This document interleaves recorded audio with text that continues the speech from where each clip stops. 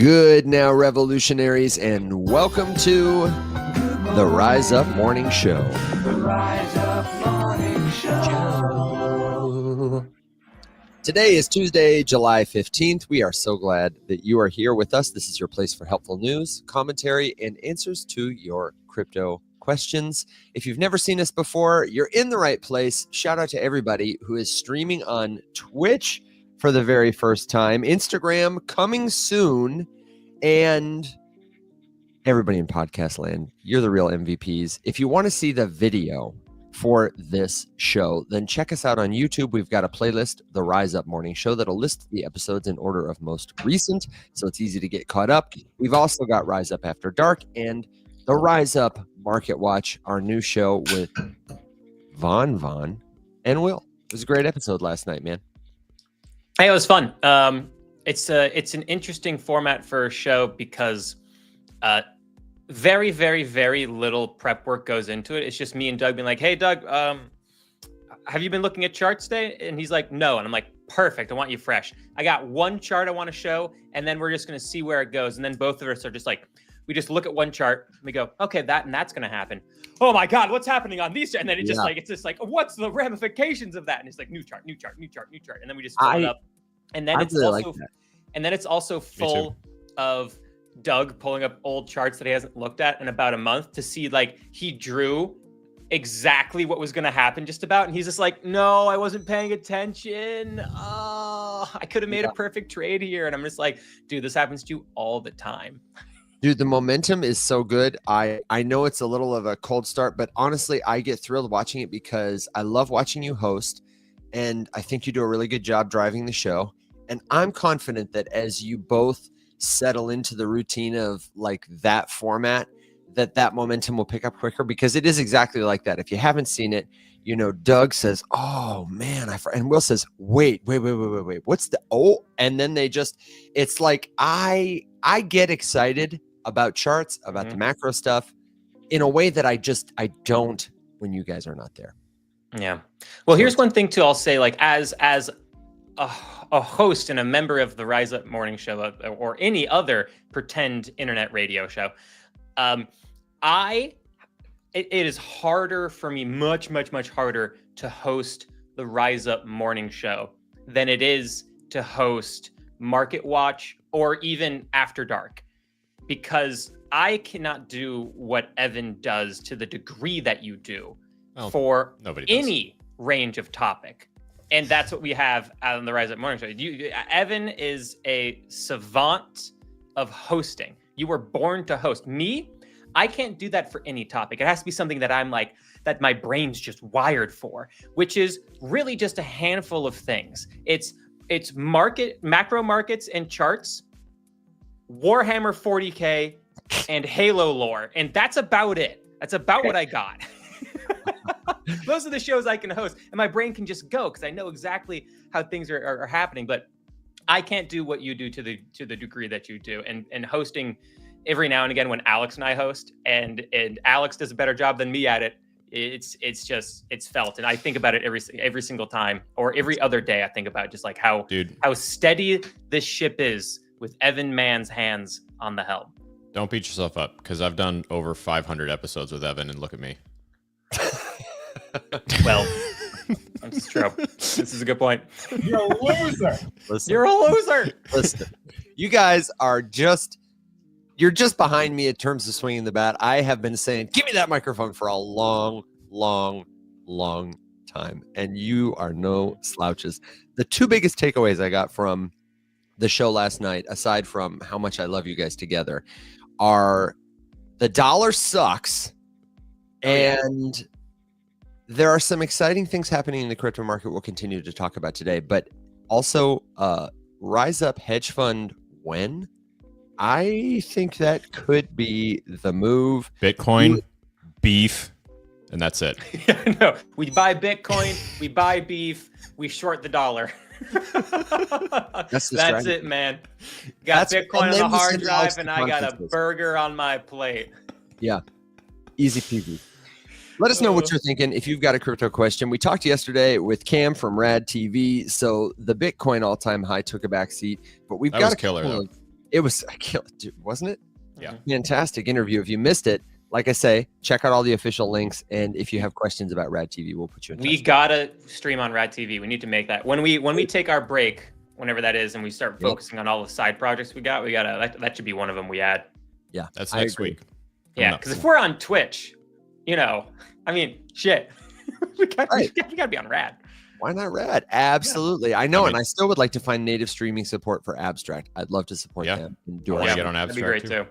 Any place that's gonna host us, we might as well take advantage of the opportunity before they start to ask themselves, what have we done, and kick us out. And good reminder that next week we're going to take a little bit of a break from broadcasting so we can focus on some other work, focus on catching up on some rest. We are going to host Evan McMullen for Rise Up After Dark of Billions, formerly Provato ID, formerly Disco XYZ Polygon ID.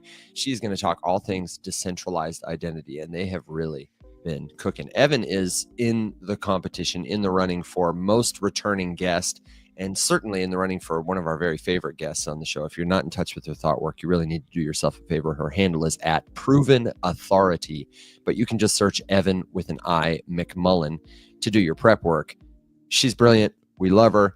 Can't wait to have her back. And this seems like a good time to tell you too quickly that the show, the Rise Up Morning Show, is powered by our friends at Polygon. One of the things I want to touch on briefly today is shout out to Matthew in the Discord server. We got the update that Katana has distributed VCAT tokens. These are like a wrapped token that represents the pre-deposits and the Katana tokens they entitled you to that you might have made if you bought crates participating in Katana's protocol, their liquidity preceding. We'll show you how to check up on those, as well as how to put that stuff to work to earn some yield ahead of the Katana token launch. Alex, you were going to say something, and I was going to offer to transition to news headlines. But I was just going to answer a question just because this is one of those that sounds better when you say it with your voice instead of typing because things are sketchy. Love it. Deborah in the chat was just asking about the Discord. Something happened, couldn't join, having trouble joining. So I was just letting you know, Deborah, you can reach out to us and let us know what your Discord handle is, and we can get that fixed. Sometimes, as our mods are going through and cleaning out suspicious-looking accounts, sometimes the fresh ones get swept up in that, and that could be what happened, or there could be a totally separate issue because Discord is a hellscape of random issues. But I was also just going to say that we are drawing imminently closer to Circle. And one of the big tasks for next week during the show hiatus is hopefully one of the final pushes on Circle, getting the mods over there and then starting to move people. And it's going to be so much better. It is time. It's going to be so much better than Discord. I'm very excited about it. I'm so excited because I need to spend time familiarizing myself with Circle and learning all that stuff. But it's always like when you dive into something new, you're like, oh yeah, this new shiny thing. Where is everything? Yeah. Yeah. That's what I'm waiting through right now. Have a little bit of panic at first, and then you're like, oh wait, this is better and cleaner and safer. Yeah, I think it's one of those, like, just because of the way that it looks, being pretty similar to the structure of Discord, that if you've gotten any kind of comfortable or even just lightly familiar with Discord, you're going to get into this and be like, oh my God, this is just like Discord, but way easier. Dude, I've been using Discord for I don't know how many years now at this point, and I still feel like I'm only lightly comfortable with how Discord works. Dude, yeah, dude, it's preaching the choir. People have been saying for years, Discord sucks, Discord sucks, Discord sucks, but it's the best we got. And it is the best we've got, but we really do think Circle is an improvement. We think they're coming for at least a subset of Discord's audience, and we are in that subset. It's a website, it's an app, it's a more personalized experience. So when you visit our site, it'll be like you're visiting an extension of the Rise Up Morning Show website. It'll have the features and functionality of like Discord meets Facebook, and we'll be able to host just a lot more kinds of media there. We'll be able to have a much more curated experience. There are like emails that we can set up to help remind people of stuff if they want it. There's going to be better hosting for courses. I just think you're going to love it. You don't have to join every channel. You can kind of like pick the spots like individually. So unlike in Discord where you get a role and then it immediately opens you up to everything you'd be allowed to see, in that one role, you can kind of opt into it. So even if you're entitled to be in 17 different channels, but you only care about 3 of them, just opt into those 3 and then don't opt into the other 14. And your feed is a lot cleaner. You only see the stuff that you really care about. I think just from it, like Discord is exponentially better for casual chatting and just kind of like hanging out. But the structure, like the security features, the peace of mind and all that sort of stuff, it's circles. Yeah. It's going to be 1,000 times better. And there will be a little friction. I saw Jeff mention in the comments about premium memberships. We're going to take care of the premium members in terms of helping you migrate your membership. You will. Mm-hmm. You will have to do a little clicking here, a little clicking there, and it will be that you have to change your membership over from the Discord service to Circle. I am hopeful that this is the last time we're going to have to do this for a very long time, maybe forever. This is our forever home. That's the way we're thinking of it. So we can spend less time figuring out how does this work, who needs what, and just more time serving great educational content in a really truly safer community where nobody's going to DM you looking like Alex saying, "Blessings, my brother. How was your investment?" Wouldn't it be nice though if you just said that once to us, Evan? No. Yeah. It's always good now and never blessings, my brother. I mean, like, would it kill you, Alex? I'll consider it. Blessings, my brother.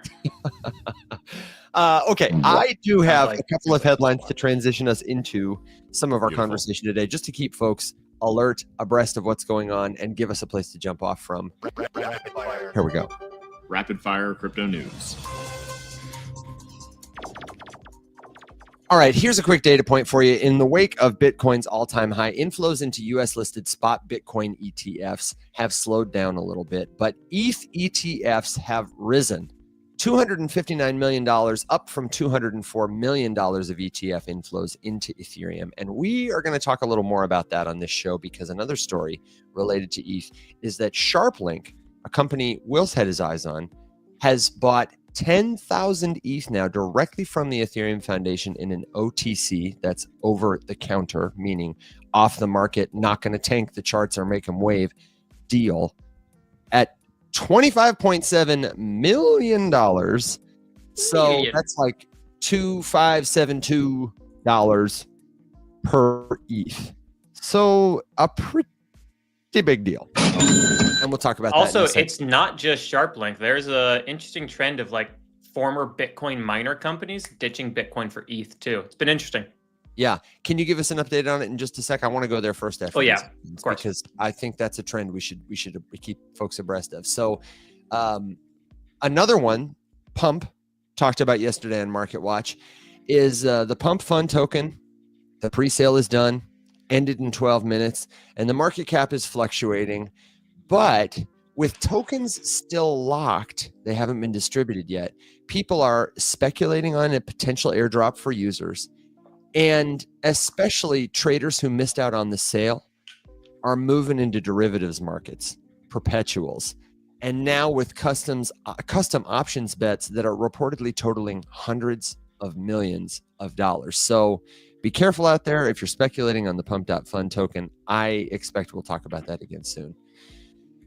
The other thing I want folks to know about is that Coinbase's shares hit a record high of just shy of $400, $39.50 on Monday. Its market cap has now officially surpassed $100 billion. This is according to Arkham Intelligence. And ISO tokens, meanwhile, have mostly underperformed expectations. You may have heard that yesterday was ISO day. We're talking about ISO 20022, the messaging standard that went into effect for some more financial institutions. Tokens like XRP or HBAR or Algorand have mostly reacted with a meh. And we'll see if that changes. As you mentioned last night on the show, those are the kind of tokens that, because they have strong communities, they're driven by hype and susceptible to some price fluctuations, easy to trade if altcoins are a buzzin'. But maybe we can answer some questions about that. I suspect it's something people might want to talk about. A quick news update about AI-powered coding apps. Caffeine, for all of our nerdy users out there, is an AI platform that anybody can build a Web3 decentralized app on using natural language the way they talk to GPT. And it has launched publicly, or it is going to launch publicly later today. If you want to get ahead of it, check it out. Caffeine, spelled like it sounds, AI, should be fun to get a report on from some of our friends who are into vibe coding, no coding. And shout out to our friend Nick. They use the Internet Computer ICP's technology to generate fully on-chain production-ready apps. Of course, we have got the Clarity Act, the Genius Act, and the Anti-Surveillance CBDC Act coming online for Crypto Week. People are going to be talking about it because Congress is going to be talking about it. I'm interested to see what they do, whether or not they get to all three, and who knows, maybe we'll get a piece of helpful or controversial crypto legislation out of it. The final thing is July 20th. I had mentioned this before last week, but wanted to bring it up again. If you are in the Atlanta area, you should stay tuned and look in the Discord for a cool event called Crypto Coin Day. I'll talk about it a little more at the end of the show as like a see you later bye. But it's a whole day of workshops oriented around helping you become a safe, confident crypto user. We are not affiliated with them. The tickets are $100, but I bet that if you go and you just show up, they might cut you a deal. It seems like the kind of thing that we would want to host. And I just want to know from somebody who's in the area, because I know we have a lot of people in the Atlanta neighborhood, what they think about it. So we'll touch on that again. The links will be below in the description in the show notes. As I say, we're not affiliated with the Crazy Cities, the coordinator, but should be a cool event. Mm-hmm. Alex, while you put your headphones down, I teased the Clarity, Genius, and Stablecoin Act because I know you wanted to talk about that. But Will, man, this ETH trend, tell us a little about this. It seems like more companies are interested in making ETH a treasury reserve asset. Yeah, can I throw in a question to add into this answer you're about to give, Will? Yes. If I can also add a question to Evan before you ask me your question. Oh my God. Okay. Questionception. The question from the audience is a phenomenal question. Evan, where'd you get all of this crypto news from? Is there one site that is a good question? Yep. The first thing I do when I'm looking for news is I go to Twitter. The second thing I do is I listen to podcasts like Unchained, hosted and produced by Laura Shin. And I also subscribe to like 2 or 3 newsletters. The first one is Crypto Daybook Americas. This is by CoinDesk. They publish it daily at about 6 a.m. Central. I get the Unchained newsletter. They also do a daily newsletter. I subscribe to the Seed Club newsletter, which is a lot more like niche Web3 stuff, and it's weekly. And then occasionally I check this website that Alex has up here, which is what, Alex? Crypto Panic. Tell me about it. So this is just a news aggregator, and it's non-discriminatory, meaning that it will also pull in trendy news stories just from like blog posts and articles and stuff that are not necessarily on, like what you would call, and this is kind of a stupid standard in crypto because there are so many new publications popping up, but the general like big news sites, like the Cointelegraph and all that sort of stuff. This place, this is like the easiest way for me just to get like nothing but headlines and specific happenings. You can search by keyword, and there's some social interaction so people can upvote, downvote. And I have honestly found that for the most part, people are like relatively respectful of voting reasonably. Like if something is ridiculously stupid, it will be covered in the laughing faces. But generally the bearish, bullish indicator, upvote, downvote kind of thing, I found to be pretty spot on. This is my one-stop shop for everything. And I'm still to this day not sponsored by Crypto Panic, but I don't even want to know how many times I've made a video about them. Hundreds. Yep. I will say though, this looks terrible. Yeah. No, I love it. I love it so much. You would. Soothes your brain. Yes. It does. Yes. Everything. Good. Me, I'm just like, everything. This is exactly how I want to intake information. I don't prefer Crypto Panic to those other resources. What I like about Twitter specifically for me, and probably for anybody else who's I would say a regular crypto user, it's like you can cultivate kind of it's still a little noisy in terms of some of the information is just, not informative, not of the moment, compelling, urgent, but you can curate your feed like you would on TikTok. It's pretty good for breaking news. those newsletters I mentioned, the Unchained newsletter and the Crypto Daybook Americas from CoinDesk, they're free. They come to me every day, and I trust Laura Shin. I trust Akmar Gadboli. I hope I'm saying his name right, who curates it for CoinDesk, to filter some of the most important, diverse headlines from our space that need to be brought to your attention. So the show's not sponsored by them either, but we just love the work they do and would share it. Happy to do it. So Alex, what was your ETH question? I was just curious because you mentioned there was a shift in the purchasing, or from, like, I think you said bigger, more prominent miners away from Bitcoin towards ETH, and I was curious if the chart that I forget exactly what the name of the chart is, but isn't there a chart that like tracks like Bitcoin versus ETH, or like ETH's price in Bitcoin, or Bitcoin's relation to ETH price wise or something? I feel like that's a chart I've seen. Is that one that you guys did? It's just the BTC ETH. It's just the Bitcoin ETH chart. Did you guys do that one last night, or? We didn't, actually. I'd be curious if that's the shift, like, you know, if there's something on that is. No, there's a reason for it. Let me actually take a look at the Bitcoin ETH chart. Yeah, the Bitcoin ETH chart looks bad still, which is funny. But no, I mean, like, the reason for it is let me just go through this here. So there's two former Bitcoin miners, both of which are publicly traded, which is interesting. It's BitMine Immersion Technologies and also Bit Digital. Okay, the ticker for BitMine Immersion Technologies is BMNR. The ticker for Bit Digital is BTBT. These are stocks. Now, these were both formerly Bitcoin mining firms. Bit Digital sold 280 Bitcoin, raising $172 million, and shifted that entirely into Ethereum. Their stock jumped 30% on the news, by the way, and then rallied an additional 18% the following week. And they're planning another $67.3 million share offering to buy more Ethereum.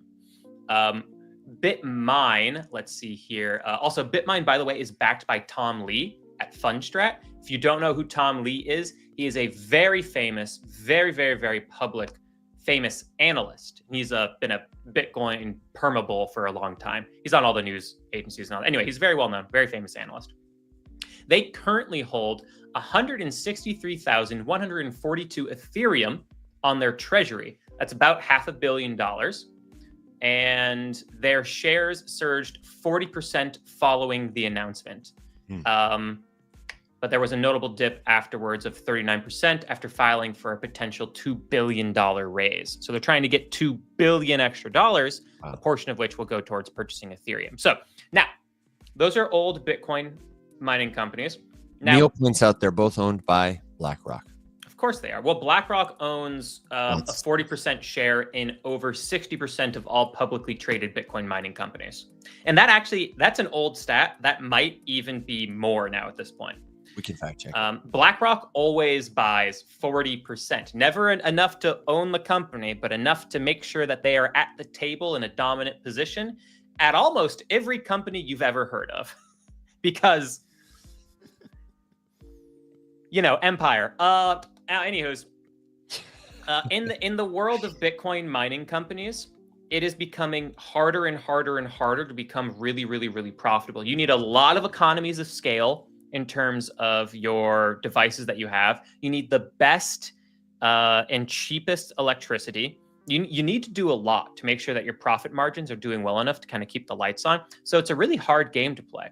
So I think what these Bitcoin mining companies did, they're like, hey, screw this. This is a really tough game now. Let's dive over to Ethereum. We see the writing on the wall. Spot Ethereum with staking. ETF is going to come online. Let's dive into ETH. We think ETH is undervalued. And we see BlackRock behind it. And also BlackRock owns 40% of the company. And this wouldn't have happened if BlackRock hadn't said, hey, that sounds good. So BlackRock is giving the thumbs up to these Bitcoin mining companies ditching Bitcoin and going to ETH. A little tea leaf to read. Pretty obvious what it says. I'll let you try to read it on your own, though. But I think it's pretty good. Now, one of the there's also BTCS that in 2021 pivoted from Bitcoin to an Ethereum treasury and staking, but that's in 2021. They only hold 87 million, and their stock over the year went up 221%. So, notice a trend here. Stocks doing very, very, very well who are adding Ethereum to their treasury. And now that brings us to Sharplink. Sharplink is the weirdest of this bunch because they aren't a Bitcoin mining company. They're not a Bitcoin technology firm. They are a sports betting and online casino marketing firm that transitioned their business into an Ethereum-focused treasury strategy.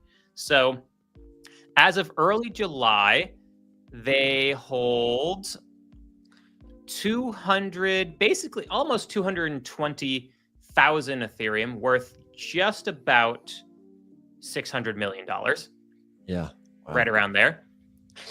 And the ETH Foundation directly sold Sharplink 10,000 ETH in the first public company OTC deal. So this was the first public company OTC deal, which is over-the-counter deal from the ETH Foundation. That happened July 10th. Shares surged. How much do you guys think shares surged for Sharplink Gaming off of that news? They transitioned 1,000%. Well, no, not that much. It was 400%. Wow. Just 400%. So there is a bubbling up of people, by people I mean companies, either ditching Bitcoin for Ethereum, if you're a Bitcoin mining company specifically.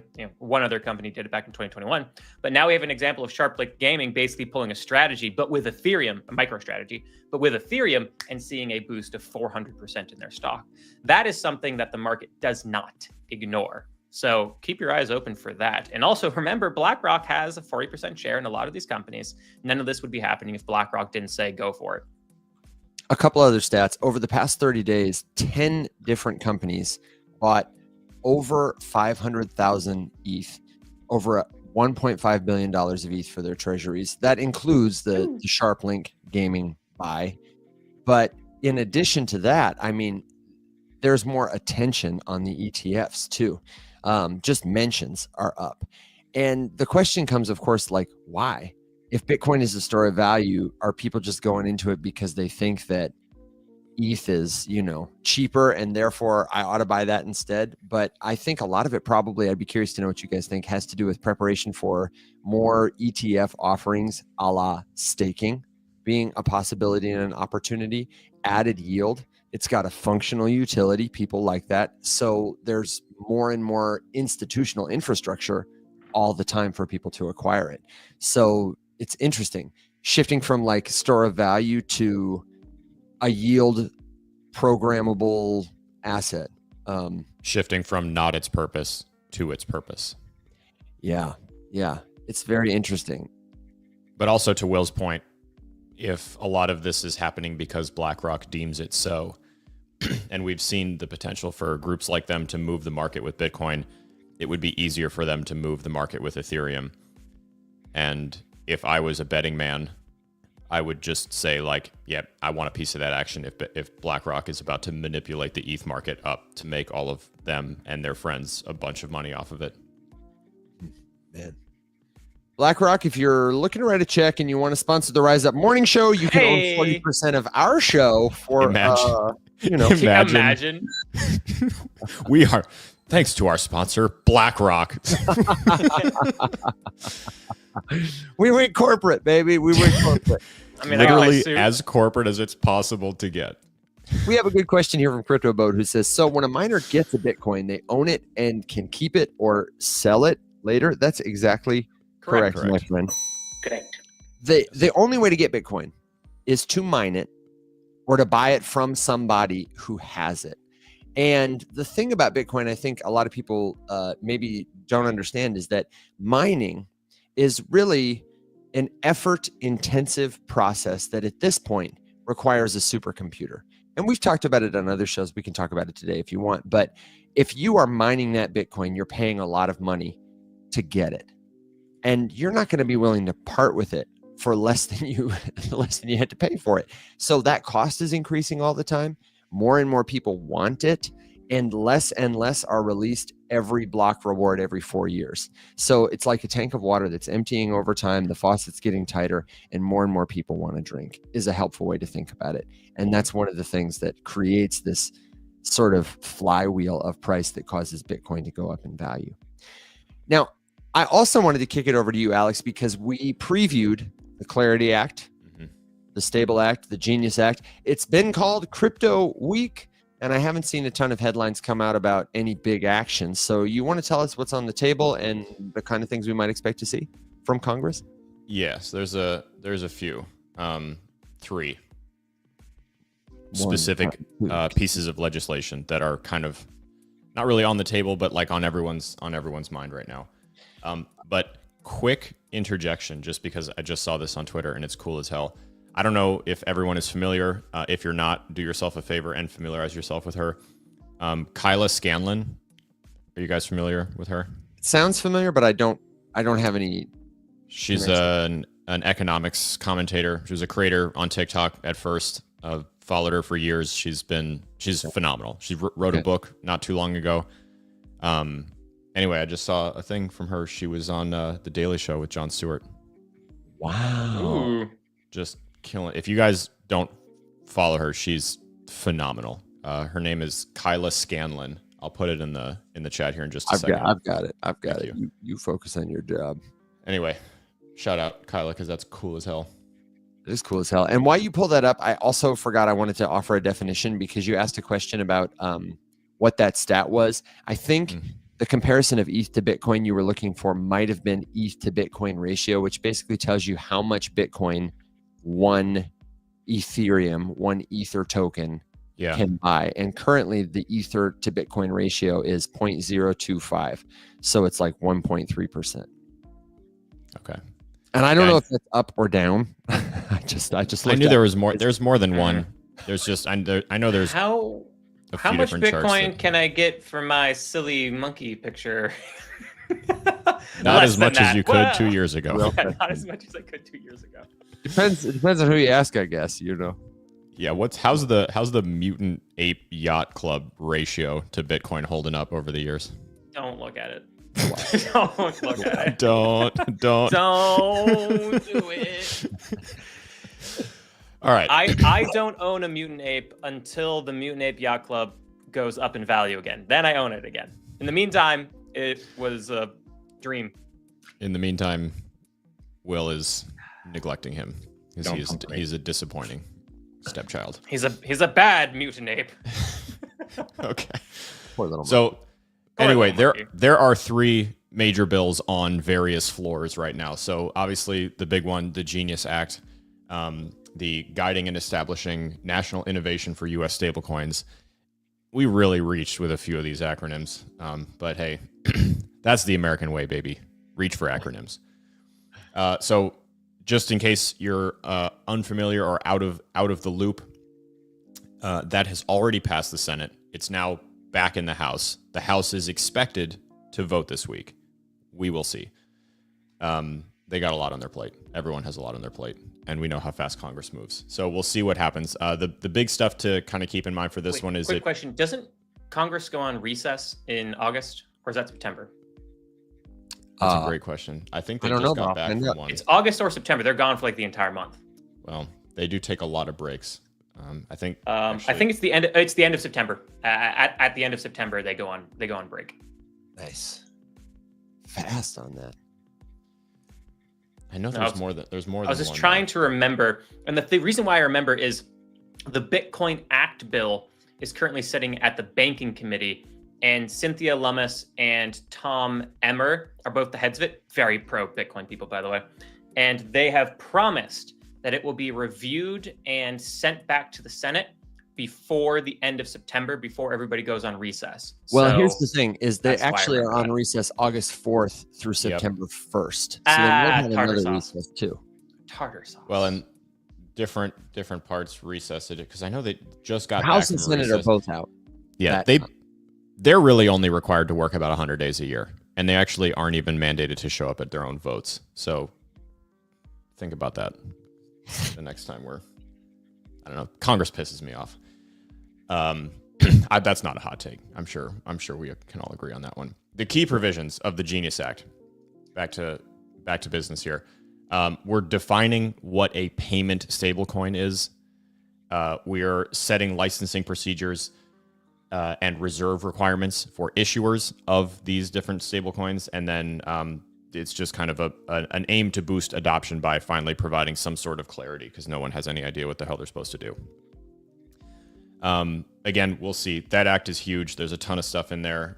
If you want a good breakdown of it, this is a great question for Perplexity. Just, hey, talk to me about the Genius Act. What are the provisions that are in it? What should I be aware of as someone who uses stablecoins for yield farming or something like that? You can kind of build the question however you care about it, and it will give you a fantastic breakdown with a whole bunch of sources.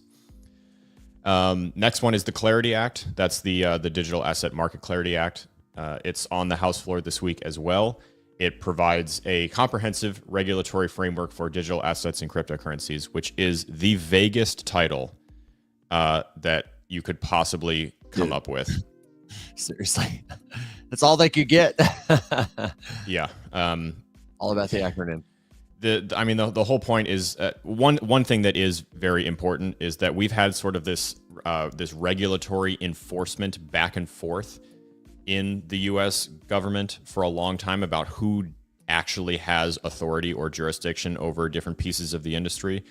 And so this is supposed to delineate regulatory authority between the CFTC and the SEC as it relates to crypto. That's one of the pieces. Consumer protections, which is interesting because the government is also allowing the CFPB to be absolutely gutted, and the DOJ just dropped a really hefty lawsuit against some big-ass bank that owed consumers back a ton of money that was fraudulently charged. So I don't trust that at all. And then it just kind of, we're just trying to clean up the fact that no one has any idea what the hell is going on with any of this kind of stuff. This is considered to be long overdue, which also makes me a little nervous that they're just trying to ram something through to call it a win, and it's just going to cause more problems or solve nothing. Those are, if I'm being optimistic. And then the final one is the anti-CBDC Surveillance State Act, which is scheduled for a vote in the House. Again, we shall see. This basically just prohibits the Federal Reserve from issuing a CBDC. This one, I think, is meant to generate excitement and hype and clicks because and again, I'm not an expert on this. I wouldn't die on this hill. To me, it rings a little bit hollow, considering that all of the concerns that I hear from people about this idea of a CBDC, the ghoul, the boogeyman CBDC, are all things that happen regularly with the regular ass dollar.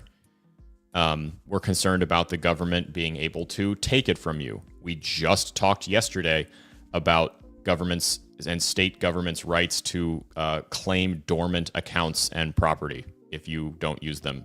So how do they do that? Because they have the power to with the dollar. Forcing you to spend on certain things by a certain time. Taxing automatically. Like, all of these things are possible with the dollar, and they are what people claim to be afraid of from a CBDC. I will say that surveillance measures could be a little bit worse with a tokenized CBDC. So that's kind of the whole point of this, is to assuage some fears by prohibiting the Fed from issuing one of those. But I don't know. One thing that I would be really curious about is if any thought has been given to what the government can do, like with the dollar that currently exists, or any preventative measures there as it relates to surveillance and stuff like that. And I don't see any of that. And for the question in the comments, what is a CBDC? It stands for Central Bank Digital Currency. The idea here being that some sort of stable dollar would be issued by the Federal Reserve and would replace the standard US dollar that we all use now, the non-tokenized one, as like the official government currency for the US. I think a lot of it is kind of blown out of proportion. I mean, even if we were all into that, can you guys imagine how long it would take to do that? Yeah. Like, and how fast the government moves to do, that would be incredible. Can you imagine the amount of like payment infrastructure that would need to change for like businesses and all sorts of stuff? Like, everything that you do with dollars would need to be amended to also accommodate stable coins at that point, or a tokenized coin of some kind, even if it was on a, private permissioned blockchain. I use the term loosely in this sense. It would still be a ton of work to do to roll that kind of thing out. So I think this is more just a bumper sticker than anything else, to be honest. Beautiful.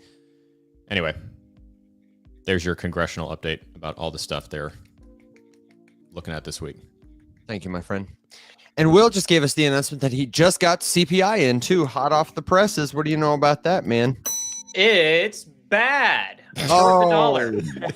No. Well, to be Next fair, we topic. did say sometimes maybe good, sometimes maybe shit. And we have been talking about how the dollar is terrible right now. So CPI came in, regular CPI. There's two, regular CPI and core CPI. So regular CPI, and I'll tell you what the difference is in a second. Regular CPI came in at 2.7%, worse than expectations of 2.6%. This is for the month of June. Keep in mind, in the month of May, it was 2.4%. So this is a jump of 0.3% in inflation. What caused that to go up? That was largely driven by this is the first undeniable month where tariffs are beginning to impact inflation. The other thing, more specifically though, is in the category of energy. Gas went up 1% that month, and natural gas got a little bit more expensive. Electricity got a little bit more expensive, but also food. Food prices also went up as well. Now let's talk about core CPI, because that's what the Fed looks at. Core versus regular CPI is the inflation of goods minus food and energy. The reason why is that the food and energy sectors are very, very, very volatile sectors. So core is like what inflation really is across everything else. Again, core inflation beat expectations of 2.9% as compared to 3%, but keep in mind that last month it was 2.8%. So it's an increase month over month, even though we beat expectations. Why did that go up? Because again, this is the first undeniable month of there being tariffs applying pressure on prices, but also shelter. Shelter is continuing to be a real sticky point of inflation. So inflation got worse month over month, even though core inflation beat expectations. It's still worse than May. What does this mean for markets? It means that maybe the Fed won't be cutting interest rates twice this year like they've been hoping. Maybe they won't even cut interest rates at all. What? Dun, dun, dun, dun. There you go. And that's it. So inflation bad. Inflation bad. Inflation bad. Welcome to a new segment on the Rise Up Morning Show. Inflation bad. Inflation bad. Yeah. Okay, well, Jerome Powell, don't leave us now, baby. No, because if we start cutting interest rates, well, if I made a video yesterday talking about how if you're just holding on to cash, the US dollars, you are absolutely hosed. I used a different word, but it's the morning. And this is a kid's show, not really. But if the Fed were to start cutting interest rates, abandon the dollar entirely because it will be inflated to such a degree that you will own nothing ever again in your life.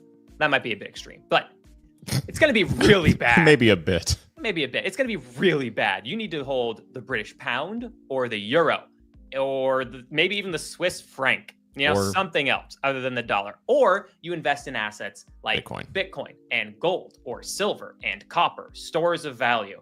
Beef. Beef. Long beef. Long beef.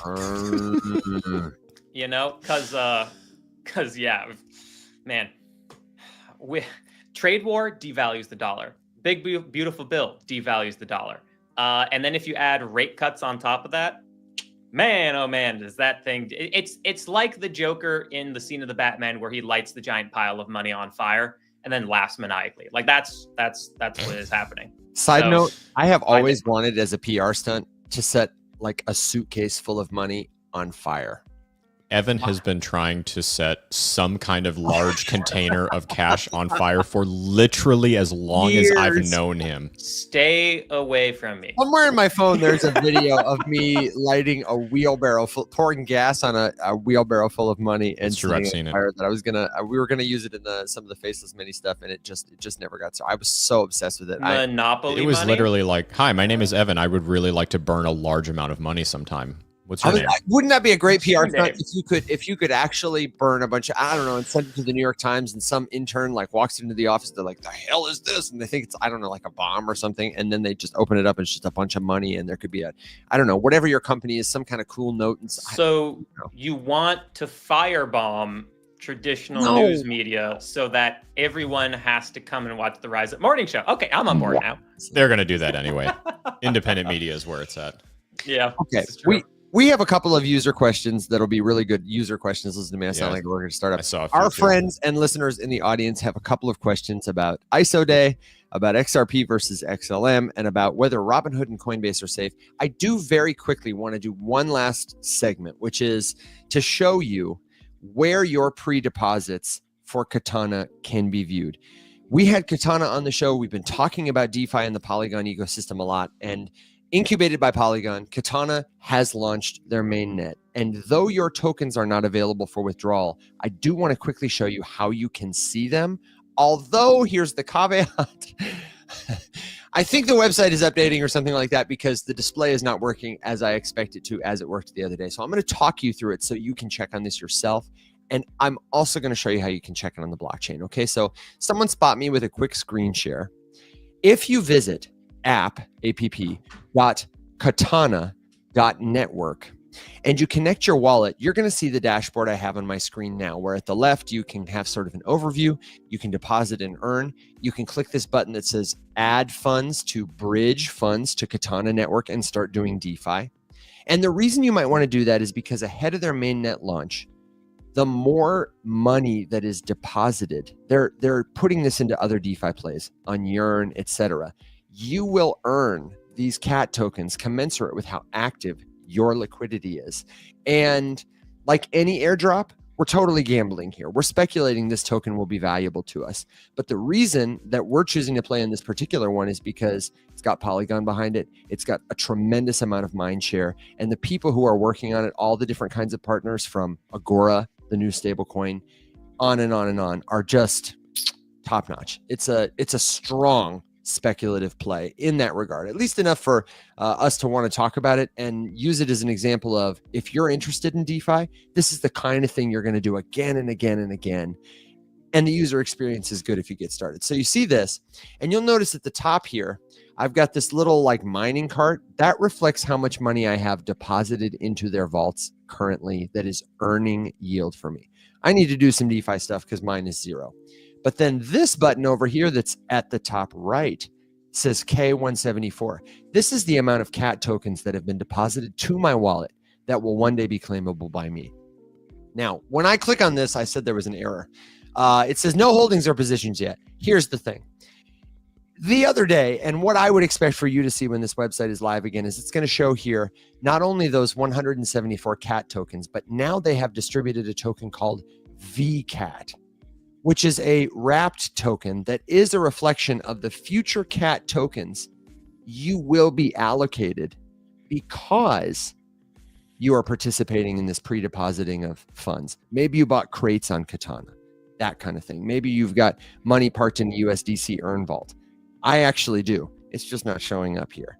And the other day, I got dropped like 15,000 CAT tokens. It was based on how early you provided liquidity and how much you provided. But I was talking with Matthew, shout out Matthew, one of our awesome premium members.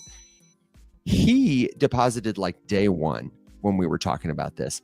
And he got, I think, or maybe I have it backwards. Maybe I got like 6,000 and he got 15,000. Either way, he deposited a little less than me and he got more of those tokens because he had been in for longer. So this is a great way if you've got time and you're early to something. Even if you don't have comparatively as much capital as someone else, you can out earn them with stuff like this. Now, one last thing I want to tell you is that they do have an explorer here. If you hit this little eye, and I know, will you stop the screen share? You don't need to bring it back. For people on TikTok, in the holdings button, there's a little information eye that pops up an explorer link to the Katana blockchain explorer. And when you go there, you can search for your address. And just like any blockchain explorer you might use or that you should learn to use, this will show for your wallet all kinds of activity history. It will show your balances. So if something doesn't display on their website, you go to the Blockchain Explorer, because this is querying nodes of the blockchain directly and will report what is there. Sometimes other app users experience this. Maybe you've opened your Ledger or your MetaMask and you've seen, oh no, my tokens are gone. And they may not be gone. The first place to check is always to take your wallet address, paste it into a Blockchain Explorer, and look for your tokens there. Sometimes there's just a display issue. These are startup companies. They're moving fast. They're changing their websites all the time.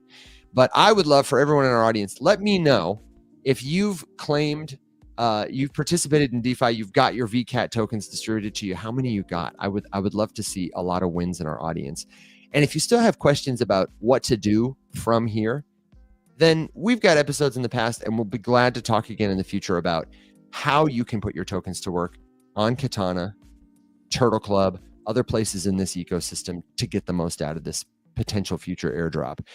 Shout out to the premium members again. Every Friday, except when there's like a conference or something, I get together with the premium members of our Discord for a office hours call. It's like free group coaching. We hang out, we work on stuff together, we answer crypto questions. It's just like this, but it's a much smaller group. We all do this. And it's one of the perks of premium membership. If that sounds like something you'd be interested in, because we get a lot of interest all the time. People are like, how can I work with you? I want to learn from you one-on-one. And I always like to tell people, like, listen, that's expensive. Not to say it isn't valuable, because I don't think we've ever had a bad review, but like, you should know that we have opportunities at every level. You can come to the show and learn with us. You can start a free premium membership trial to get perks like that, and then continue your membership for just a couple of bucks every month. If you're interested in something like that, I promise the commercial is short and the sign-up process is even smoother. You go to the riseupmorningshow.com, you click the little expandable menu. We've got a tab there that says memberships. You can sign up totally free, cancel anytime, get the discounts, get the free PDF guides, get into office hours where we go through stuff like this in depth before we show it on the show. The only thing missing, my friends, is you. And we've really got so much more stuff at the riseupmorningshow.com. So Katana, baby, check it out. Manning the comments while I've been gone. What's going on in the comments is, are the 3 questions I listed the best place to go next, or do we have something else that is more pressing we should attend to? That depends. What are the 3 questions? XRP versus XLM when it comes to cross-border payments. That's one. Robinhood and Coinbase, are they safe? And in the XRP XLM conversation, we have people who are asking about ISO, FedWire going live yesterday, and what's up with that? Seems like nothing happened. Yeah, that's because maybe we can address those 2 in one. It seems like nothing happened, so why not? XRP, XLM, Algorand, all these ISO coins. I thought that when they updated this messaging standard, those compliant tokens were just going to explode. Because why would anyone in banking ever use them as opposed to making their own solutions? No. Tell me why. Listen, this is like, why? Imagine, this is going to sound ridiculous, but this is literally, this is a pretty solid analogy for how dumb this is. Okay. ISO 20022 is an internationally recognized messaging standard for rich financial text data. Saying that a cryptocurrency is ISO 20022 compliant and thus will be adopted by the global financial system and explode in value is like saying, just because I put Kevlar lining on my water wings, that the Marine Corps is going to buy them and issue them to every single Marine, because they are mil-spec now. Okay, yeah, this is like the crypto version of mil-spec. Mil-spec means absolutely nothing. And it's used to sell you garbage all the time. ISO 20022 means almost nothing with regards to cryptocurrency, and it is used to sell you crypto that does nothing else by preying on fear. The FedWire update standardized this global messaging system, but it absolutely has nothing to do with a bunch of useless crypto networks that have no users. Yep. This basically means that if one of these financial institutions wanted to adopt one of these things, there would be one less hurdle. in the same way that technically, yes, if the Marine Corps ever decided to issue every Marine water wings, they would probably want one that meets some sort of specific standard, and maybe then in that instance. But you've got about as much chance of all of these federal, financial, global institutions using all of these different cryptos for no other reason other than someone baked in ISO compliance. You would have the exact same odds of the Marine Corps issuing everyone water wings just because they happen to be mil-spec. Yeah, so technically I'm telling you that statistically there is at least a non-zero chance, but I wouldn't bet on it. This is a gross misrepresentation of the facts. Okay, what about XRP versus XLM for cross-border payments? We can talk a little about. Ooh, These I are have, two I have ISO a very tokens. quick answer on that. Give it to me. Sorry for talking over you, Evan. No, My no, no, apologies. no. Bad show business right there. No, But it's use either one. They're both fast and cheap. Doesn't matter. Also, you could use a meme coin. Also fast and cheap. It literally doesn't matter. It What doesn't about matter. liquidity? Does XLM or XRP's liquidity affect its ability maybe to settle a transaction better than, say, Bonk? I suppose so. Yes. I don't know what the exact liquidity is though. So, I yeah, don't that know, would but I affect would it, speculate potentially. that Depends on there's. how big the transaction is. I would speculate there's deeper liquidity and support for people who don't know. A lot of layer ones right now are competing for Wait. this. Why would liquidity matter for a transaction? I'm just talking about like a small. Are we talking about like taking over all cross-border payments? Are we talking like you're trying? Yeah, You as an individual are trying to like spend. I'm saying generally as a sector of cross-border payments that businesses are competing for, like this pie of cross-border payments that that's what I was going to set up is like layer Okay. ones are kind of interested in this problem. XLM is very interested in it. It's a big part of XRP's narrative. Polygon is increasingly becoming interested or bringing it to the public, the work they have been doing to build the infrastructure for settlements, remittances, that kind of thing. So like you technically you could use any token, but like at scale, do we think my question really is XRP versus XLM? I'd like to zoom out generally and talk about this big sector, this killer app stablecoins, and who maybe is likely to be a winner and whether or not it would be one of those tokens. Liquidity matters for people. That's the money in the pot. If I'm just sending money to Will, there doesn't have to be a big, deep pot of money because I can fill up my cup and hand it to him. But if you're a bank, if you're Amazon, if you're Walmart, if you're, or if you, even if you're just doing a lot of payments all the time, every day, all the micro payments of the world, Western Union, sending your family money, then each of those transactions is like dipping a container into a bucket of water. And if you are moving a lot of money, that's like, a swimming pool sized amount of water. You need an ocean, you need a lake. Otherwise, the buy and sell orders are going to stall. There's going to be what's called slippage as the price is impacted and changes in real time.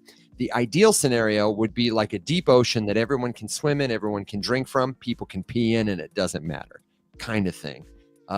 So in that context, what do you think about it?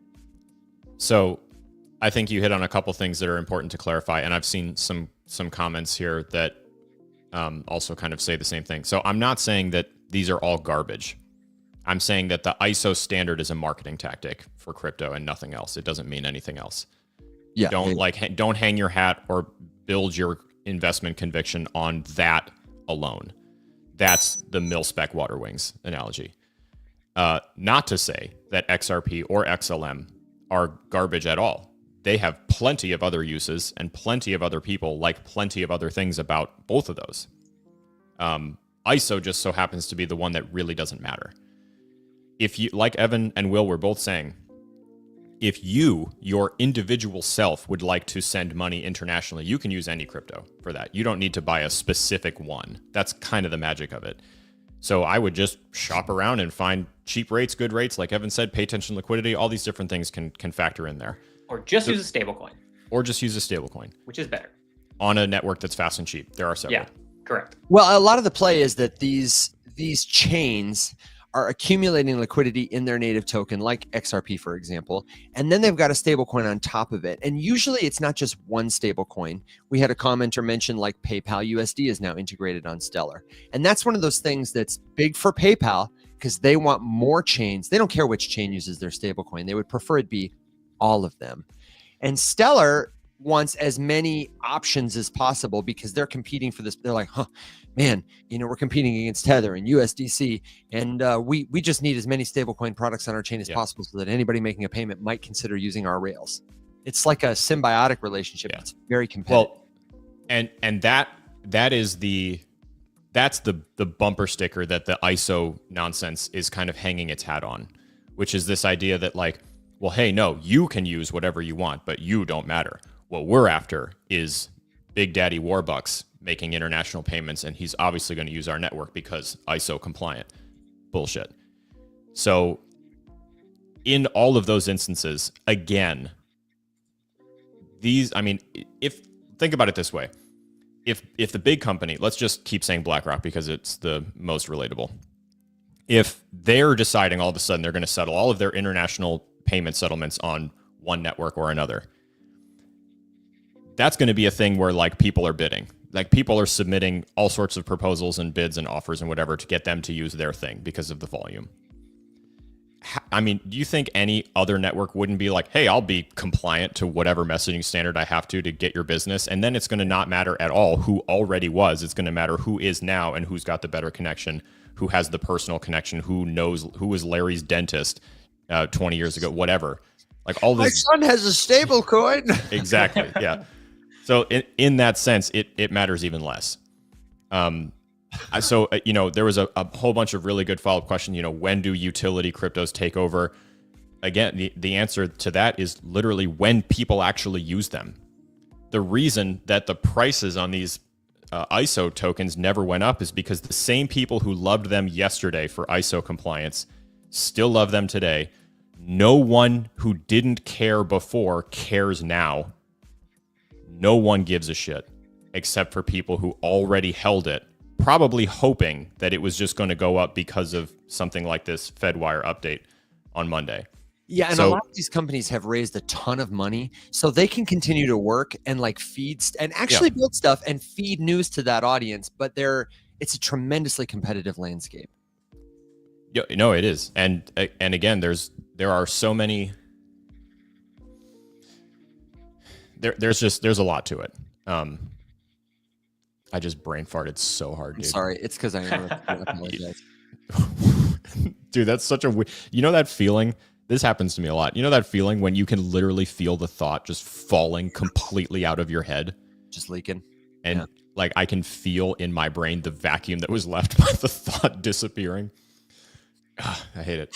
Anyway, the point is that the ISO thing. I mean, Joe from old Faceless Labs, Joe, made a point about Avalanche the other day that like on-chain transactions for Avalanche are way up, but it hasn't translated at all into price action. This is again kind of the same process. It's kind of the same idea that the people who like Avalanche, maybe their conviction is growing, but nobody new is getting new conviction for it, which is what would determine price action. No one new is like paying attention to it. Look at Morpho. Morpho is a good example. They're getting use, right? Like people are using them, and new people because of that new use are finding out about it and coming into it. Then you get price action, right? Like more people buying stuff, more buyers than sellers, all that good stuff. This is a very reduced view of the whole thing, but you get my drift. In order for utility tokens to claim market share or to start to grow, people have to actually start to use them, which would require these companies to start to actually try to acquire new users, which none of them are doing. None. Nope. Not a single one. Polygon with this campaign is one of the only efforts that I've seen besides what I would probably Crypto.com with the UFC sponsorship. Any Super Bowl commercials, like things like that are sort of like toe dipping into this idea that we need to crack outside of the crypto Twitter echo chamber sphere and try to acquire a user who's not here at all. Well, otherwise, what we're doing is just... No, I'm not, but... Yeah, but they're working on audiences that aren't as visible to us. That's fine. It's all kind of about, I guess, choosing your battles. But like if Cardano could make the same claim. Totally. And yet here we are. Well, we should get someone on. We should, first of all, have Lindsay back because we miss her. But I would be curious to find some of they have been really deep in that narrative of like, let's spend a lot of money bringing a lot of people into stablecoins on the XLM, like on Stellar's network. I'd be curious to see how that's paying off in terms of like usage. Ashwari Gupta said the other day, 42% of all USDC micropayments happen on Polygon. So I'd be curious to see how competitive they are. And what you're saying about utility reminds me of something Will said last night, which is like these tokens, and feel free to run with this, Will, they are so-called utility tokens, but they all have this like hype retail following that in a moment like this may matter more to traders and investors than like what are they actually doing in the world. If there's a narrative and there's an army behind it, and liquidity is moving, the market is moving, they could go up, they could go down, they could be really interesting to pay attention to in terms of somebody who's looking to make money on movement. Right now, in the wake of the pump token, the revenue conversation is coming back into play. There was a comparative thread I saw yesterday just between Hyperliquid and Pump, and their fully diluted valuation as a multiple of their revenue, and like the difference in between it. And it was like 95 times versus 25 times or something. And I feel like in this instance too, like, yes, the tribalism matters, but only in the sense that if no one is actually like getting it to use it to do something with it and just getting it to speculate on it, then what are you doing? You have two camps. You have the sycophant who is just going to keep doing it no matter what because they're convinced that it's the only way. This is the end all be all. And then you have the person who wants to bet on how dedicated the sycophant is. And so in that sense, the second that people realize like, well, that was disappointing, the maxis of the ISOs, whatever in this case, didn't pump the price up, I'm out of here. I'm back onto something else. Because most of what you're doing with acquiring new users in crypto is just, marketing exclusively on Twitter, trying to port Giga users to move their liquidity from one network to another for just long enough for you to publish a bullish metric and raise another round. And then you're okay if they leave and go somewhere else to farm an airdrop on a different network. But there's no actual effort being made by really anybody to keep and acquire a user and give them a bunch of stuff to do on a network, which I think just is Eigenlayer. Natter wrote yesterday a really good thread about how, it was kind of in the vein of abstracting all of this away, just how little any of it really matters. In the sense that like right now we're still calling people crypto devs when in the future it would literally just be like one more skill that is in your giant resume of applicable, the same way that no one really announces themselves as like a React dev or this is it. Or, like only Python. If that's your only thing, then you're not really that appealing as a developer. So, it would just become a tool set. And this is a really good thread. I can throw it in Discord, but anyway, it's just really hard. It's hard to like see the point in continuing to like keep all of us siloed, and like the ISO stuff is just a great example. I mean, this is exactly what I figured was going to happen, right? Like you're going to pass ISO day, nothing's going to happen. We're all going to forget about it. And then the maxis will set their sights on some new thing, come up with some conspiracy theory about why the price didn't move because the world is against us and it's all being suppressed, instead of just no one gives a shit. And the world keeps on spinning. It's just like XRP. I will make fun of Cosmic for just a quick second because he posted a video yesterday that just really like hit it home. It was like one of those things where it's like on this day in whatever year. So it was one of his videos from 2023. And it was just something about the XRP lawsuit drawing to a close. The shit's still not over. But the headline like every 2 months for the past 4 years has been, it's almost done. It's never going to be done. And even when it is done, nothing's going to happen as a result of it. It's just like something to talk about. So Glenn said, did the switch flip? Did we miss it? And Amsfar said, ISO 22? Man, we need to update to ISO 25. So can somebody make ISO 20025 a new meme token? Can we get a little... If it's not, it's about to be.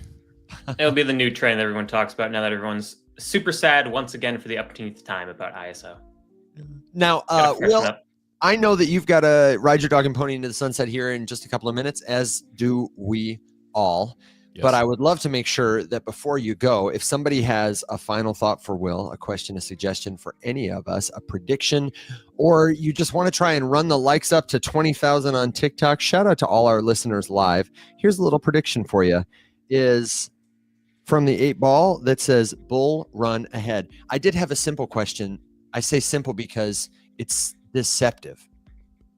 Someone asked, are we in the bull run? No, they asked, when is the bull run happening? And I responded, I said, the bull run is happening now. But what are the metrics that we use to assess whether this is a bull run, if it's a bear market?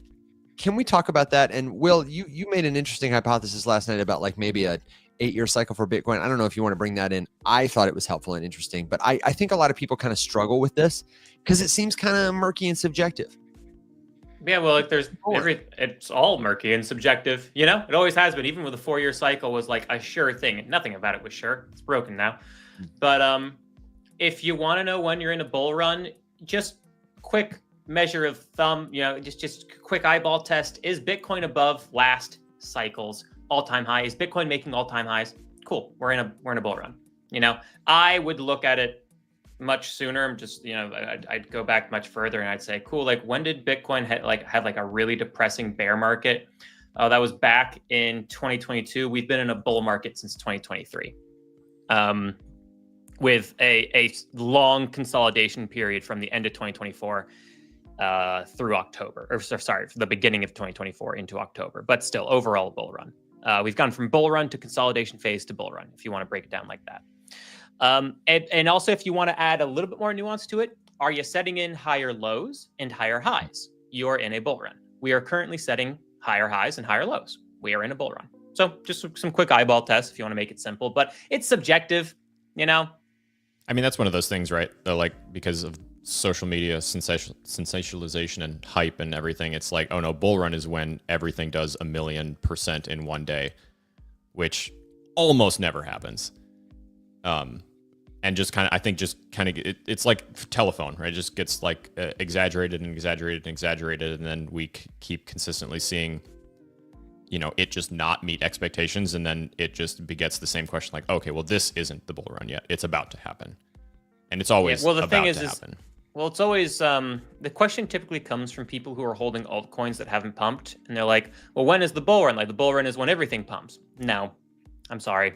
Not everything pumps in a bull run. They used to, like 2017 and 2020, but markets when there was totally 20 changed. choices, not 30 million. Yeah, exactly. Well, the thing is 99.99% of the 30 million are all dead projects anyway. But yeah, there are more choices where you can fall into and be like, why is it not pumping? But also there's less liquidity, even though there's more liquidity, but it's all in the ETF products. So there's less of the percentage of the total amount of liquidity that's available in the crypto space actually on chain that's able to flow into other coins. So there's several reasons as to why it's a much harder market now. You have to make sure you're picking winners in the altcoin space. The most important thing is, does it have momentum when things go green? Yes, that means there's an audience of people around it that are paying attention, that dive into it once it, you know, goes green. Mind share on socials is really, really, really important, and a rabid fan base. That's why XRP is a good coin, because if you're just trading and investing, it's a great coin to trade and invest in. Maybe not invest, but trade at the very least. You know, the nature for me, of how investing is just Bitcoin for me. Yeah, no, I would agree. I mean, it's funny because the nature of how we would view the idea of investing in something without really any thought to the bigger picture has completely changed because of crypto. I mean, imagine at this point continuing to invest like more and more money into Sears, even though all the stores are closed. Yeah, like, it's the same idea of buying dead cryptos just because you believe they could make a comeback when there's really truly no reason for any of them to come back. Well, the GameStop thing. Like why would you keep? At least GameStop has a store that's open that you can go into. Like, why would you invest in Kmart now, thinking like it's going to be big someday? It's like, no, it went out of business. You know, but in crypto, we keep buying shit that went out of business years ago. All the time. Just because you can, and why not? You can do it. It's a free market, and you can willingly walk off a cliff if you so. You're encouraged to. You're encouraged to in this for the space. Sanctity of the bag. And if you ever pull your parachute, aka sell, you're a loser. You're a loser.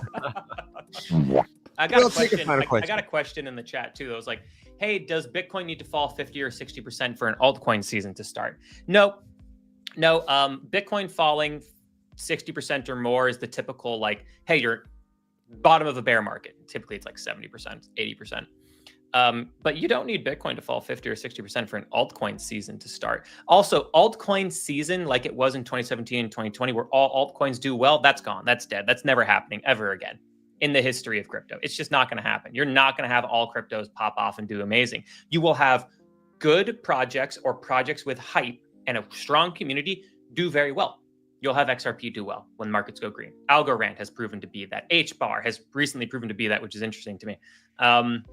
You have coins that are, positioned well from a mindshare standpoint and a foundational standpoint. Aerodrome, Morpho,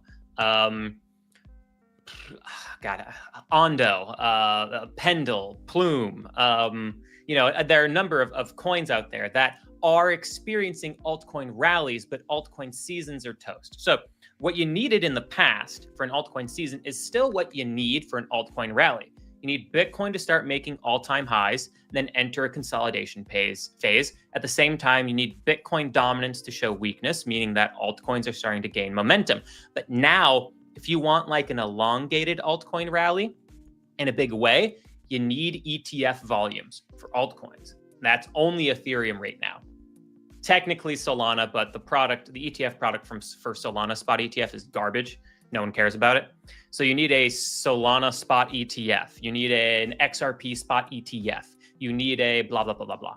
And then you need volumes to pick up. You're seeing volumes pick up for Ethereum, but they don't even have staking turned on yet. So we'll see. That's the other big thing that you need to see, a really sustained altcoin rally. So it's very, very, very critical now that if you are ever in profits on an altcoin position, to make sure you're taking some healthy profits, because we don't have, it's not possible right now to have a long sustained altcoin rally anymore because ETFs have changed up the flow of capital. The last thing I wanted to talk about is something I talked about last night, which is my thought that we're potentially in an 8-year long bull run for Bitcoin. The 4-year cycle's toast. It's going to be shorter than 8 years, I'm sure. Because when gold got its spot ETF in 2004, it went on an 8-year bull run all the way through 2012, with a couple corrections in there that were like 30%, 40%, 20%. So some big corrections, but ultimately up and to the right. It changed how gold's chart reacted entirely. And we have Bitcoin setting historic levels of buying and volume for an ETF, like smashing records. It's not even close. And so you're going to have Bitcoin, most likely, in my opinion, do something similar. And it won't be 8 years. Things just move faster in markets now. Technology is faster. Adoption is faster. Things move faster. So it's going to be something like 3 years, 4 years, 5 years, 6 years, something like that. And you're going to have a 20% correction, a 30% correction, a 40% correction along the way. And that's my personal thought and opinion, And you're going to have a lot of altcoins have moments where, hey, we do great. And then hey, do great. Until the day comes where you have their ETF spot products with staking turned on that have real inflows coming in. And then maybe they too can ride a similar kind of wave up. Beautiful. Thank you, Will, for making the complex clear and being one of the best parts of what we do. It's like the audience, and then it's you, man. Aw, thanks, man. Yeah, I hope you have a wonderful day, and we'll catch you a little later. Okay. Bye-bye. Alex and we are going to take another minute or two to answer one last question before we ride our dogs and ponies into the sunset. So if you've got a question, suggestion, good joke, word of wisdom, or you haven't yet, then check out the riseupmorningshow.com.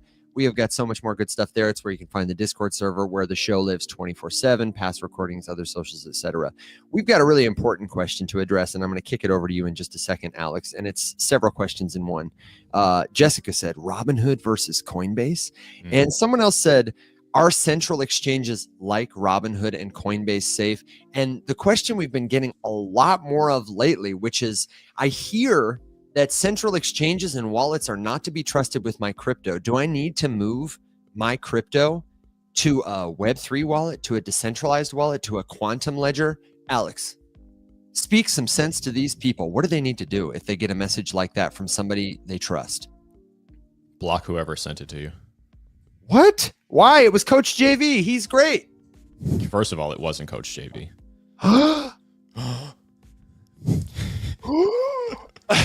No, it's just this is a unfortunately very common scam. And as is the case with all good scams, it preys on fear. So scare you into believing that you're doing something wrong to make you throw judgment to the wayside and do something with your money that you shouldn't. Thank you. You're welcome. Yeah, the connecting to Web3 or connecting to QFS or upgrading to the quantum ledger or none of that is real. It's all bullshit. You should just treat every single DM or reach out that you get as if it's a scam until you know for sure otherwise.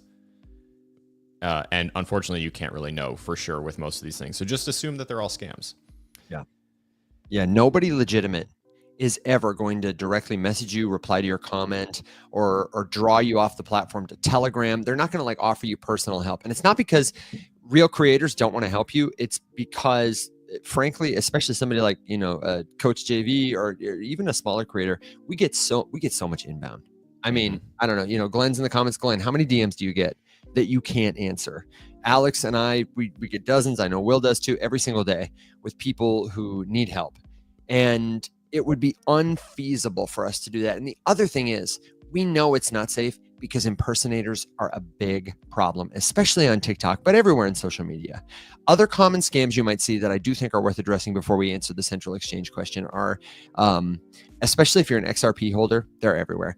Have you claimed your Flare airdrop yet? That's a scam. The Flare airdrop was a legitimate thing. The claim period has long since closed. And seed phrase scams. Hey, I love your content. Silly question. I have my 12 words, pants, banana, jacket, and they're That's hoping, they're hoping that you who understands seed phrases is going to be like, this idiot, they left their seed phrase out in public, that you're going to put it into a wallet, see that there's like $500 there, and you just need to drop some ETH in or whatever to move it. And you drop some ETH in, and then the ETH is gone, and you're like, what the hell? And so you put 10 more bucks in, the ETH is gone. So you do it again and again. There's a scammer on the other end who knows you're not as fast as them. They got a bot. They're draining it. It's just there's a program in the wallet. Yeah, it's a honeypot. Got no chance. Yeah. So generally speaking, all of these scams are relying on people who bought XRP or Bitcoin or whatever because somebody told them to. They didn't take the time to learn how crypto works. And if that's you, like, nothing wrong with it. You're not stupid. You're not wrong. But every asset you might choose to buy is not an investment. It's a liability until you learn to use crypto well. And you're in the right place. If that's what you want to do, you want to be a safe, confident crypto user, keep coming back to the show. Be sure you check out our social profiles and get into the community. It's the best place to ask a question, share what you know, learn, grow. We say rise up together. You can find the link to the Discord circle coming soon at theriseupmorningshow.com. So Alex, what do you think about this? Robinhood versus Coinbase. And generally speaking, would you say exchanges are a safe place to hold my crypto? And if not, what are the risks? Safe place to hold? I would not do it. Not because I think that they are inherently unsafe, just because it is an unnecessary risk. And I'm a big fan of mitigating risk wherever possible. So find place to get them. And I don't care. I mean, if you like Robinhood, if you're using it, great, continue on. If you're using Coinbase, great, continue on. If you're using Kraken, great, continue on. Gemini, you get the point. Just don't keep it there long term because it's an unnecessary risk. Again, I want to make this very clear, not because the platforms themselves are inherently unsafe, but because they have certain risks that you can mitigate by just not storing crypto there long term. If things are on these, I mean, think about, we were just talking about unclaimed property laws in various states to clear up the whole California misinformation thing from yesterday. That's a risk. Right? Let's say that you put some Bitcoin on an account and then you kind of forget about it because you get into another exchange and you like this one better. And you're, now you're selling over here and you forget about this other account. Maybe you didn't have a ton, but maybe you had, a little bit of Bitcoin over on some other thing and you just forget about it. A few years go by, state governments can take that and most states will sell it. And then if you want to get it back, you'd have to go through an obnoxious process of proving identity and reclaiming your unclaimed property from that state government. You don't have to take that risk. You could just put it in a cold storage wallet if you're going to, keep it any kind of long term. Someone just asked, what is long term? I would say long term is anything. 6+ months. Oh, I would go less than that. I would say, I mean, this is crypto. Long term is in my head, if I'm gonna be like not actively buying and selling something, and that I would like to use an exchange for, because maybe I want the tax advantage of being able to get the forms generated automatically and sent to me every single year or whatever, then great. Otherwise, dude, you're gonna keep something longer than a week, move it. It's so easy. This is one of those things that gets a lot of, fear around it, but it's really not that hard. Like, just take the time to kind of sit down and learn the process of transferring crypto from wallet to wallet. And in answer to the question, is that a taxable event? No, transfers are not taxable. I would mark them down just so that, wherever you keep track of your stuff, mark down that it was a transfer, but that is not a taxable event. Transferring crypto from one of your wallets to another one of your wallets is not a taxable event. You do not owe anything on that. And surprise, you do have to write your report your crypto on your taxes. It is trackable. It is traceable. It's something that is a new skill. Yeah. But you got Well, and I mean, keep track of the transfers too, because the fees are deductible. That's right. The fees are deductible. And if your transfer does happen to involve a sell or a swap, if you use your wallet to swap Bitcoin for dollars and deposit it to a different account, that would be a taxable event. And we are. Go ahead. I was just going to say, I'm seeing a lot of really good questions just about kind of like wallet hygiene and connecting cold storage wallets. So we're at the end of what we have time for today. But honestly, Evan, given the interest in here, I would say that it's probably worth it to make tomorrow's like Web3 101 let's just do a wallet segment, and then we can cut it at the end of the show, clip it, and just post it forever, and just kind of cover basic like wallet hygiene, do's and don'ts, cold storage versus hot storage versus centralized exchange storage, tax reporting, all that kind of stuff. We could kind of hit all that in one. I bet we could do it in like 20 minutes, and then it would be like a good standalone kind of evergreen video. Okay, so get yourself a final thought ready, because we will be back at 7 a.m. Central tomorrow. In the meantime, you can find us right here, wherever you're watching, whenever you listen. These are our only official profiles. We're never going to directly message you first. We do have a lot of scammers and impersonators, and you can find every social link for all the stuff we do at theriseupmorningshow.com. And wherever you're listening, hey, you're in luck, because it happens to be in our bio, in our profile. Just click to find our page, and you'll see there's a little link there, theriseupmorningshow.com. So you don't even have to remember it. You just got to be here now. Alex, my final thought is to answer this great question that we get a lot, which is, how do I move to a cold wallet? That we'll talk about tomorrow. And which wallet is the best? I get this all the time. If you're asking, is this safe? Is this safe? Is Shaman safe? Is Trezor safe? Is Coinbase safe? The answer, my friend, is if it's a reputable crypto company, yes, it is safe. But like Alex said, there are risks you need to understand, trade-offs with each kind of storage solution. We'll get into this tomorrow, but for now, don't ask me, is Tangent safe? Don't ask me, is Arculus safe? I'm going to say yes. The answer is this, my friend. Any reputable crypto wallet, listen to me, that supports the networks and tokens you want to use, because not every wallet supports every token or network. You can find this on their website or with a Google search. And which you find easy to use consistently well. Doesn't matter if it's the highest tech Iron Man wallet on the planet. If you don't know how to use it, or you're intimidated by it, or it doesn't work for your particular accessibility needs, that's never going to be as safe for you as a wallet you find easy to use. How do you determine that? When you go to YouTube, you've looked up reputable crypto brands, you've confirmed the wallet products that support the networks and tokens you want to use, and you go, Arculus tutorial, Ledger tutorial, Trezor tutorial, Trust Wallet setup tutorial. Spend 5 minutes a day, watch one video a day, and you will get a feel for how these things work. And you absolutely should learn this. Make these decisions before you buy any crypto. Listen to me. I'm going to miss it. You're not going to miss it. You're not going to miss it. You're early. And like I said, every single asset you might choose to buy is never going to be generational wealth in your hands until you learn how to use crypto, to buy, to sell, to custody it securely, to turn it back into cash. All those are essential skills that you need before you think about buying some more XRP tokens or whatever. Okay. That's my final thought. What's yours, brother? That's a good one. I would say, just to put a bow on that one, perhaps. Baby. If you feel like you're going to miss something, just know that no financial decision or move with your money that you make while panicking is a good idea. Just I'm sure there's nuance where there's some exception to what I just said, but Sure. you know what I mean. If you're panicking and feel like you have to buy or you have to sell something, or it's got to be more, I didn't buy enough, or this person just said that this is going to go up a lot, I have to buy more. A lot of this is just kind of a reflection of really, really bad marketing and really bad storytelling and very unhelpful content and a lot of hype and fear. And it's just one of those things. Like, anyone in media knows that if you can instill panic and fear in someone, they will watch you for longer and they will engage more and they will ask you more things and you will make more money. And so why not? The incentive structure on behalf of those in media is to scare the shit out of you so that you always keep coming back to watch them more and more and more and more and more and more. And it's a lot harder to do that the other way without fear. So that's usually what's happening.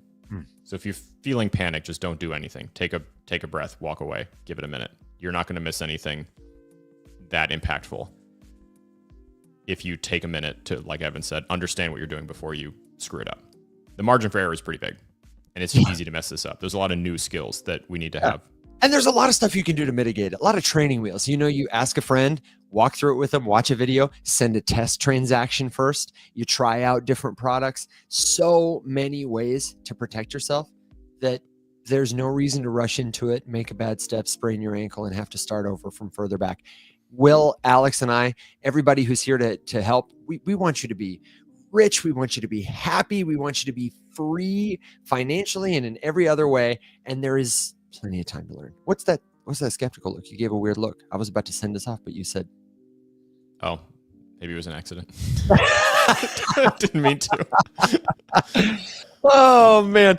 Just to reiterate, there's a lot of really good questions. Yeah. Come back tomorrow morning and we'll do the whole like wallet hygiene, do's, don'ts, scams, everything, all that good stuff. We'll do it in one segment and then we can cut it at the end and then post it for forever on YouTube. Yep. So we'll do that tomorrow morning. So come back tomorrow, 7 a.m. Central. That's 12 p.m. UTC. And check out the riseupmorningshow.com. We have got the links to every episode of the show on your favorite podcast platform, on YouTube, and so much more waiting there. My friends, really, truly, the only thing missing is you. So thank you very much for being the best part of what we do. Until next time, everybody stay safe, be well, my friends.